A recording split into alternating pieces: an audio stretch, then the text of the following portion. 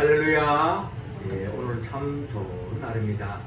하나님은 오늘도 무덥지만 우리를 통해서 영광 받기를 원하십니다. 하나님 마음을 헤아려 우리가 주의 영에 이끌려 주의 전에 나와서 이 드리는 예배를 하나님께서 기쁨으로 영광 중에 동행하고 계실 줄로 믿습니다. 하나님께는 영광이요 우리 모두에게는 하나님의 은혜와 은총이 이 시간 충만히 임하였어 주님의 은혜로 우리 일상에서부터 영생에 이르기까지 늘 하나님의 나라를 충만히 누리고 살아가는 우리 모두가 되기를 주의 이름으로 축원합니다. 미국의 어느 산골에 양떼를 기르는 농장이 있었습니다. 그런데 여기 고민이 있었어요. 그 고민은 다름이 아니라 양들을 이렇게 가축을 해서 기르고 있는데 이 양떼들이 가끔 늑대들로 또 묘들로 인해서 이렇게 목숨을 잃는 그런 일들이 자주 일어나는 겁니다. 이 양들을 잘 이렇게 보호하고 잘 기르는 것이 또 목자의 사명인지라 이 양들을 어떻게 하면 이런 늑대로부터 짐승으로부터 위협으로부터 지키고 또 어떻게 하면 이 양들을 잘 기르고 보호할 수 있을까 하는 생각 끝에 신문 광고를 냈습니다. 광고의 내용은 포수를 모집합니다. 이 산 주변에 많은 늑대, 여우 또 이런 짐승들이 많이 있는데 이것을 잡아달라. 잡아주면 보상을 하겠다. 뭐 이제 이런 광고를 내고 그래서 많은 포수들이 지원을 하게 되었고 그 양떼들을 기르는 산 주변에 많은 짐승들을 다 포획을 하고 또 사살을 하고 또 그래서 이 양들이 아주 안전하게 예전에는 끊임없이 이 짐승들의 위협이 있었는데 그런 위협 없이 이렇게 잘 키울 수 있었습니다. 그런데 이제 시간이 지나가면서 이제 이런 짐승떼만 없어지면 아무 문제가 없었을 것 같았는데 생각지 못하게 겨울이 찾아왔습니다. 그런데 이 겨울이 찾아왔는데 많은 양떼들이 이 추위 속에 병들어서 얼어 죽기도 하고 또 이렇게 병들어서 죽는 그런 결과를 낳게 된 거예요. 그래서 이 목장 주인이 이 나름대로의 이 데이터를 이렇게 보니까 예전에 짐승떼들이 많이 있을 때 그들로부터 위협을 당해서 죽어가는 양떼들의 숫자나 이 추위에 또 병이 걸려서 죽는 숫자를 보니까 거의 같다라는 거예요. 그래서 이게 어떻게 됐나 싶어서 또 이제 생태학자를 동원해서 이런 환경을 한번 조사를 하게 되었습니다. 조사의 결과는 다름이 아니라 이 양떼들이 이런 무슨 짐승들의 위협에서 벗어나면은 아무 문제 없이 어려움 없이 행복하게 양떼들이 잘 무럭무럭 잘 자라고 또 이렇게 번성할 걸로 생각되어지는데 의외로 이 짐승떼들이 무슨 짐승떼들이 없어지니까 긴장이 풀리는 거예요. 나른해지는 거예요. 한마디로. 그래서 안심을 하게 되죠. 그럼 그런 긴장이 없어지니까 쉽게 병충해에서 죽어나가고 또 조금만 추위만 다가와도 떨어서 죽고 이런 나름대로의 결과를 빚게 되었다라는 것입니다. 이런 과정 속에서 목장 주인은 알게 되었습니다. 이 양떼들을 위협하는 이 짐승들이 결국 없어진다고 해서 문제가 해결되어지는 것이 아니라는 것을 뒤늦게 알게 되었다는 거예요. 적절한 짐승떼들로 인한 그 위협 이런 것들이 물론 불편하기도 하고 또 무서움도 있고 어려움도 있고 하지만 그것으로 인해서 좋은 점도 있구나 하는 것을 뒤늦게 알게 됐다, 깨닫게 됐다라는 그런 이야기가 있습니다. 우리의 삶의 여정에도 때로는 우리의 삶 속에 원치 않는 일들이 많이 일어날 때가 있습니다. 돈이 없을 때야 뭐 돈만 좀 생기면 문제가 없겠지. 삶이라고 생각되지만 우리의 삶에는 돈이 있으면 돈 있는 대로 또 다른 문제가 우리의 삶 속에 찾아오는 것이 우리의 현실이라는 것입니다. 우리가 원치 않는 때로는 질병, 때로는 사고, 또 때로는 정말 함께하고 싶지 않는 그 어떤 사람, 이런 모든 것들이 우리의 삶 속에 찾아올 때가 있습니다. 이럴 때 이런 것들이 좀 없어졌으면 좋겠다 하는 생각이 우리의 마음속에 자리를 잡을 때가 많죠. 그러나 그런 것들이 때로는 우리의 삶을 더욱더 활력 있게 만들고 또 우리의 삶을 긴장케 하게 되어지고 또 신앙적으로도 이로 인해서 더욱더 하나님께 매달리고 하나님께 기도하고 또 하나님을 의지하는 그런 믿음의 사람으로 나아갈 수 있다. 그렇다면 그런 속에서 우리가 영적으로 생각해 볼 때 극단적으로 하나님께서 우리의 삶의 여정에 마귀를 이 세상에 보내주시고 이 세상 속에서 마귀가 들끓고 이 세상 속에서 마귀의 역사가 일어나는 이유도 결국 다름이 아니라 이 마귀로 인하여서 우리는 더욱더 하나님을 바라보게 되어지고 하나님을 의지하게 되어지고 믿음의 사람으로 전진할 수 있는 그런 의도로서 하나님의 섭리와 계획과 뜻이 있다라는 것을 우리는 영적으로 하나님의 마음으로 우리의 삶을 헤아려 볼 수 있다. 그렇습니다. 하나님께서 우리에게 이 세상의 마귀를 아직도 존재케 하는 이유, 또 우리의 삶의 여정에 끊임없는 사고, 사건, 또 끊임없는 문제, 원치 않는 질병, 여러 가지 어려움, 이런 모든 것들을 배열하는 목적은 결국 믿음의 사람을, 하나님의 사람을 온전히 세우기 위한 하나님의 궁극적인 목적이 있다라는 것을 우리는 하나님의 말씀을 통한 우리의 삶의 여정, 믿음의 여정을 통해서 우리가 고백할 수 있다. 예, 오늘 성경 본문의 말씀에 보면 오늘 43절에 그때 의인들은 자기 아버지 나라에서 해와 같이 빛나리라, 귀 있는 자는 들으라 라고 말씀합니다. 자, 오늘 주님께서 오늘 본문을 통하여서 오늘 우리에게 들려주신 본문을 통하여서 주님이 우리에게 향한 반응이 있습니다. 거기서 바로 우리 한 사람 한 사람이 하나님의 나라에서 해와 같이 빛나는 존귀한 존재로 하나님이 다 세우기를 하나님은 원하고 있다. 그럼 우리가 어떤 삶을 살아갈 때에 하나님의 나라에서 또 하나님 앞에서 존재감 있는 존귀한 자로서 해와 같이 빛나는 그런 존재로 설 수 있었다. 오늘 하나님의 말씀을 통하여 우리에게 말씀하고 있는 것입니다. 먼저 주님은 오늘 본문 24절을 통하여 먼저 뿌리라고 말씀하고 있습니다. 24절 우리 같이 한번 읽겠습니다. 시작. 예수께서 그들 앞에 또 비유를 들어 이르시되 천국은 좋은 씨를 제 밭에 뿌린 사람과 같으니. 아멘. 자, 오늘 성경 본문 24절 읽기 시작하고 있죠. 예수께서 그들 앞에 또 비유를 들어 이르시되 천국은 좋은 씨를 제 밭에 뿌린 사람과 같다라고 말씀하고 있습니다. 우리 모두는 늘 하나님의 나라를 꿈꾸고 있습니다. 하나님 나라를 지향합니다. 또 우리 신앙의 목적이 그 하나님의 나라를 침노하는 것이고 하나님의 나라를 사는 것인데 그 하나님의 나라를 사는 사람의 특징은 좋은 씨를 제 밭에 뿌리는 사람과 같다라고 오늘 성경의 본문을 통하여 우리에게 말씀하고 있습니다.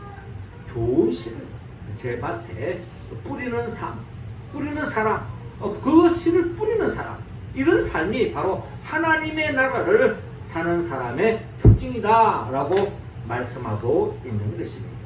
자, 이 말씀을 이어서 36절에 보면 이어 예수께서 무리를 떠나서 집에 들어가시니 제자들이 나와 이르되 밭에 가라지 비유를 우리에게 설명하여 주소서. 대답하여 이르시되 좋은 씨를 뿌리는 이는 인자요 밭은 세상이요 좋은 씨는 천국의 아들들이요 가라지는 악한 자의 아들들이요 라고 말씀하고 있습니다.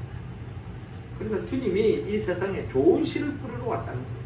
그 말의 의미는 이 세상에 이 좋은 씨라는 것은 결국 하나님의 나라의 백성들을 이야기하는 거예요. 그러니까 주님이 이 땅에 오는 목적은 좋은 씨를 뿌리러 왔는데 그 말은 결국 이 땅에 하나님의 아들들, 하나님의 사람들을 세우기 위해서 주님이 이 세상에 왔다라는 것입니다.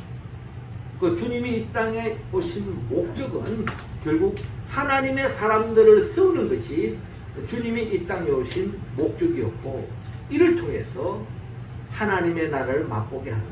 이것이 바로 주님의 사역의 내용이었다라고 이야기할 수 있는 것입니다. 천국은 좋은 씨를 제밭에 뿌린 사람과 같다. 우리도 주님을 본받아서 우리가 이 세상을 살아가는 궁극적인 목적이 나 자신이 좋은 씨가 될 뿐만 아니라 나로 인해서 내 자녀들, 내 가족들, 내 주변의 친구들, 내 주변의 사람들을 하나님의 사람들로 세워가는 그런 삶으로 나아갈 때 그런 목적을 가지고 그런 비전을 가지고 그런 사명을 가지고 살아가는 사람이 바로 하나님 나라의 백성의 특징이고 하나님의 나라를 좀 더 가까이 살아가는 삶의 모습일 수 있다. 그래서 예수님이 이 땅에 오신 사역의 내용도요 어디에다가 초점을 맞추고 있습니까? 많은 병자를 낫게도 하고 귀신을 쫓아내기도 하고 또 많은 사역을 했지만 주님의 궁극적인 목적은 궁극적으로 하나님의 사람들을 세우기 위함이었다라는 것을 우리는 복음서를 통해서 잘 알 수가 있습니다. 주님의 절대 관심은 하나님의 사람을 세우는 데 있습니다. 마귀를 도말하고 그런데 쫓아다니고 귀신 쫓아다니고 이런 것도 하지 않은 것은 아니지만 주님의 주 사역은 그것보다 더 중요한 것은 하나님의 사람들을 세워가는 것. 그래서 천국 복음의 씨앗을 계속 뿌리고 하나님의 사람을 세워가는 것이 주님의 주 사역이었다. 히브리서 12장 1절에 3절에 믿음의 주여 또 온전케 하시는 예수를 바라보다 그는 그 앞에 있는 기쁨을 위하여 십자가를 참으사 부끄러움을 개의치 아니하시더니 하나님 보호자 우편에 앉으셨느니라. 우리는 주님을 주목해야 어떤 주님을 좋은 씨를 제 밭에 뿌린 사람. 우리도 주님과 같이 하나님의 사람들을 세우고 우리가 교회로 모인 이유로 바로 그걸 위해서 우리가 서로를 위해서 기도합니다. 잘 살게 해주세요. 건강하게 해주세요. 행복하게 해주세요. 출세하게 해주세요. 유명하게 해주세요. 뭐 이런 기도도 할 수 있습니다. 그러나 궁극적인 목적은 좋은 씨로서 하나님의 사람으로 세움받는 것. 궁극적으로는 그 좋은 사람이 해와 같이 빛나는 사람으로 하나님 앞에서 해와 같이 빛나는 사람으로 세우기 위해서 우리가 궁극적으로 서로를 사랑하고 품어주고 기도하고 중보해야 할 목적이 바로 거기에 있다. 세상에서는 저 사람 사회적으로 위치가 어디냐, 사회적으로 얼마나 잘 나가느냐, 얼마나 유명하냐, 얼마나 인기 있느냐, 그걸 논하겠죠, 세상 사람들은. 그러나 하나님은 그걸 논하지 않습니다. 얼마나 이름 없이 빛도 없이 하나님의 사람으로서 하나님의 눈에 해와 같이 빛나는 존귀한 보석과 같은 그런 존재로 살아간다. 이것이 바로 하나님이 가장 관심 있고 하나님이 원하는 삶의 모습입니다. 세상에 알아주지도 않고 내놓을 것이 없다 할지라도 이름 없이 빛도 없이 삶의 자리에서 하나님을 경외하고 하나님이 기뻐하는 삶을 도모하고 있다. 그것이야말로 하나님 나라에서 해와 같이 빛나는 존재일 것입니다. 우리 한 사람 한 사람이 그런 삶으로 나아가는 우리 모두가 되기를 주의 이름으로 축원합니다. 이어 두 번째로 주님은 뽑지 말라고 말씀합니다. 29절 같이 읽겠습니다. 시작. 주인이 이르되 가만두라 가라지를 뽑다가 곡식까지 뽑을까 염려하노라. 아멘. 자, 이어서 주님은 24절에 예수께서 그들 앞에 또 비유를 들어 이르시되 천국은 좋은 씨를 제밭에 뿌린 사람과 같으니 사람들이 잘 때 그 원수가 와서 곡식 가운데 가라지를 덧뿌리고 갔더니 라고 말씀하고 있습니다. 좋은 씨를 땅에 뿌린 그 밭에 원수가 왔어. 어떻게 보면 마귀 사탄이 왔어. 그 곡식 가운데 가라지를 뿌리고 갔다 라고 말씀하고 있습니다. 이 말씀의 의미는 38절에 주님이 이 비유의 의미를 들려주고 있죠. 밭은 세상의 좋은 씨는 천국의 아들들이요 가라지는 악한 자의 아들들이요 가라지를 뿌린 원수는 마귀요 추수 때는 세상 끝이요 추수 때는 천사들이라고 말씀하고 있는데 우리가 여기서 붙잡아야 할 말씀은 이 가라지를 뿌린 존재가 바로 마귀요 사탄이라는 겁니다. 그러면 이 가라지는 누구냐? 해와 같이 빛나는 존재가 아니라 어떻게 보면 꺼져야 할 악한 자의 아들들, 심판의 대상들, 이런 아들들이 우리가 사는 이 세상 속에서 공존하고 있다는 것을 주님이 말씀하고 있는 것입니다. 그래서 26절에 싹이 나고 결실 때에 가라지도 보이거늘 집주인 종들이 와서 말하되 주여 밭에 좋은 씨를 뿌리지 아니하였나이까? 그런데 가라지가 어디서 생겼나이까? 라고 종들이 묻고 있는 것입니다. 28절 주인이 이르되 원수가 이렇게 하였구나. 종들이 말하되 그럼 우리가 가서 이것을 뽑기를 원하시나이까? 주인이 이르되 가만두라. 가라지를 뽑다가 곡식까지 뽑을까 염려하노라 라고 말씀하고 있습니다. 자, 이 종들이 시간이 지나가면서 여기에는 분명히 좋은 씨를 뿌려서 곡식으로 나아가는 그런 모습이 보이는가 하면 또 가라지도 같이 자라고 있다는 겁니다. 그래서 주인에게 이 가라지를 솎아내서 뽑아버릴까요? 라고 이야기합니다. 그때 주인의 말이 가만두라. 가라지를 뽑다가 곡식까지 뽑을까 염려하노라. 참 이 말씀은 우리가 사는 이 세상 속에서 우리 갈등이 있습니다. 끊임없이 저 가라지, 저 악한 사람 솎아내버리면 세상이 참 좋아질 것 같은데 이 세상이 너무나도 하나님의 나라와 가까워질 것 같은데 하면서 우리는 거기에다가 자꾸 마음이 쏠릴 때가 있습니다. 그래서 저걸 빨리 처단해버렸으면 좋겠다. 없애버렸으면 좋겠다. 또 심각한 사람은, 과격한 사람, 저 사람은 그냥 빨리 죽었으면 좋겠다. 뭐 이런 것까지도 이야기합니다. 그러나 주님의 말씀은 가만두라는 거예요. 가만두라. 한마디로 가라지를 뽑지 말고 가만두라는 겁니다. 왜? 가라지를 뽑으려다가 곡식까지 뽑을까 염려하노라. 주님이 왜 이런 염려를 할까요? 이 세상은 사실 진짜와 가짜가 혼재되어 있습니다. 가짜가 더 진짜같이 보이고 진짜가 가짜같이 보이는 세상 속에서 우리가 살아갑니다. 상황에 따라서 어제의 역적이 오늘의 영웅이 될 수 있고 오늘의 영웅이 내일의 역적이 될 수 있는 세상 속에 우리가 살아가고 있는 것이 우리의 현실입니다.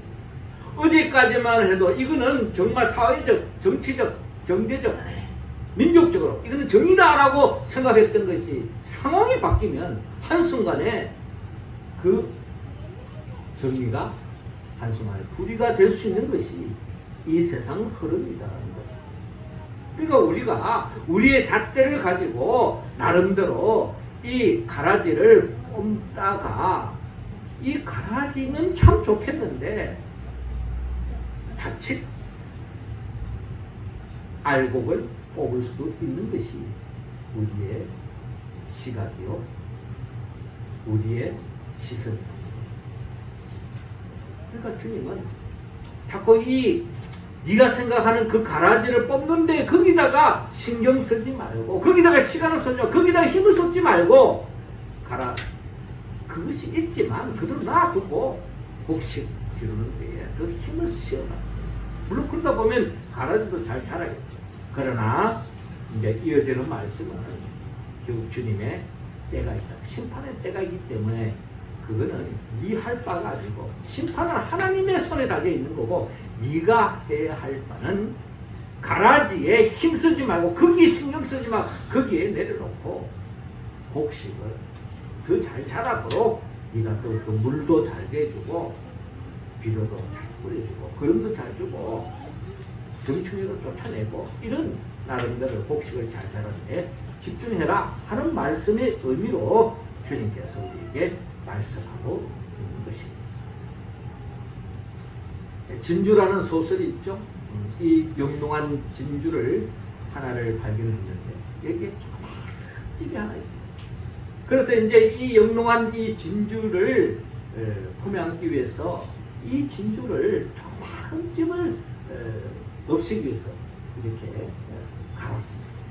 근데 그 가는 가운데 잘못해가 또 다른 데 흠집이 또 생기고, 그리고 또 그 흠집을 또 지우려다가 또 다른 데 또 흠집이 생기고, 그 소설의 결론은 뭐냐? 그렇게 흠집을 지우려다가 그 진주, 영롱한 그 진주 하나를 다 없애고 말았다 라고 하는 슬픈 이야기가 있습니다. 주님은 우리의 삶 속에 가라지를 없애는 데에 집중하지 말고 알곡을 키우는 데 집중하라. 세상 어디에든 어느 단체이든 어느 가정이든 어느 사회든 거기에는 다 좋은 사람만 있는 것이 아니고 나쁜 사람도 공존한다. 어느 단체도 다 마찬가지입니다. 그러니까 중요한 리더는, 훌륭한 리더는 그 부정적인 사람에 자꾸 시선이 가요.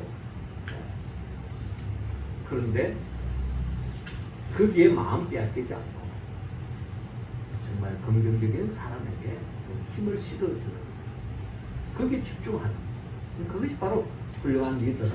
뭐 이런 이야기가 있지 않습니까?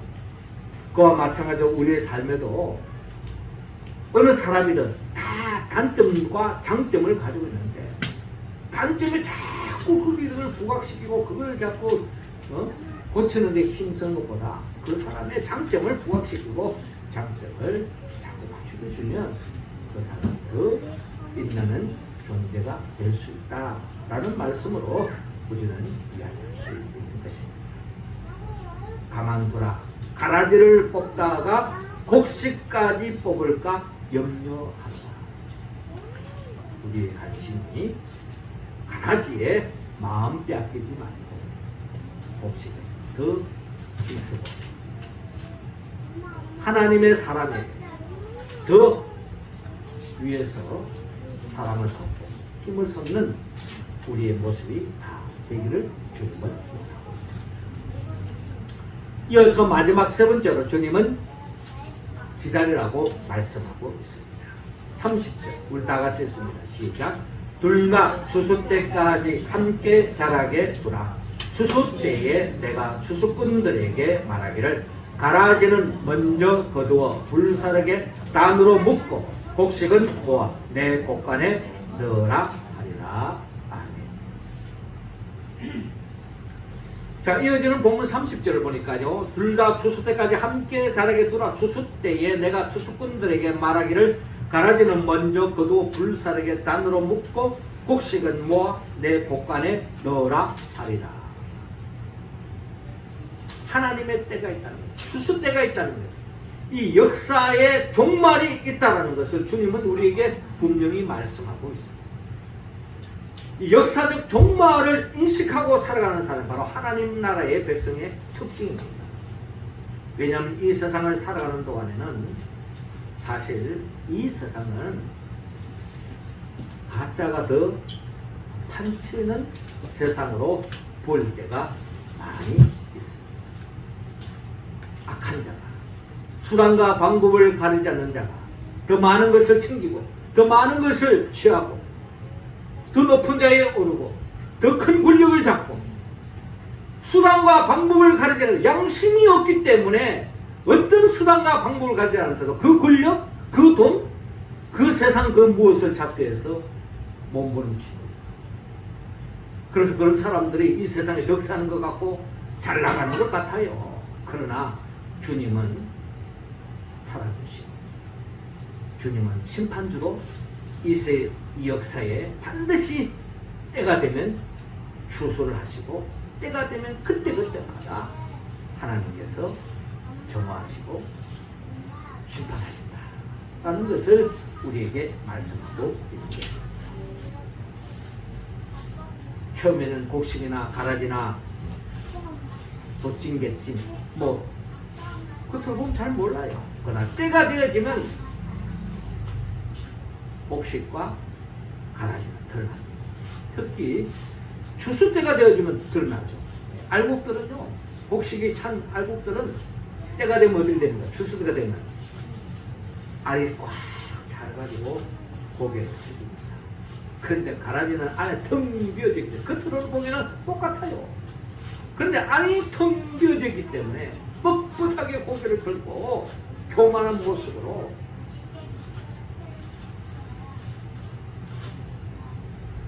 내 잘났다 하고 폼 잡고 있는 거죠. 그게 다 추수권에 의해서 추수의 대상이 되고 추수하기 전에 다 이 가라지는 걸어져서 불에 태움을 당하는 그런 역사가 일어난다.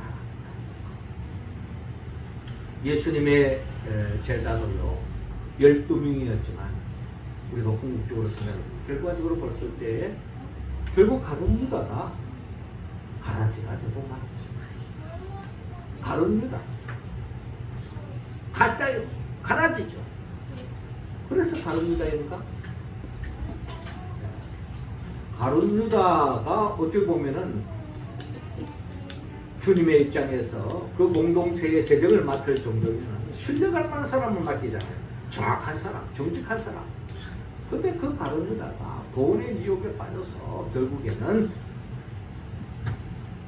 가라지의 길로 가는 것을 바라볼 수 있습니다.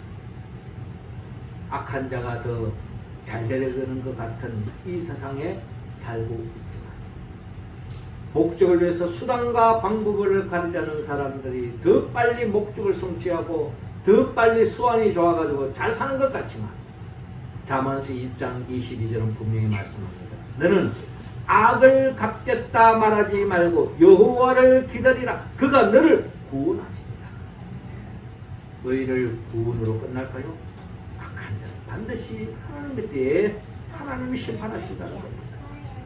고린도전서 4장 5절에 그러므로 때가 이르기 전 곧 주께서 오시기까지 아무것도 판단치 말라. 그가 어둠에 감추인 것들을 드러내고 마음의 뜻을 나타내시리니 그때 각 사람에게 하나님께로부터 칭찬이 있으리라 라고 말씀합니다. 존 칼뱅은 악인의 형통함을 왕성하게 자라서 곧 낯을 기다리는 풀과 같이 신속하게 무너져 버릴 것이다 라고 말씀합니다. 악인의 형통함, 왕성하게 자라는 풀. 풀은요 얼마나 왕성하게 잘 자라는지.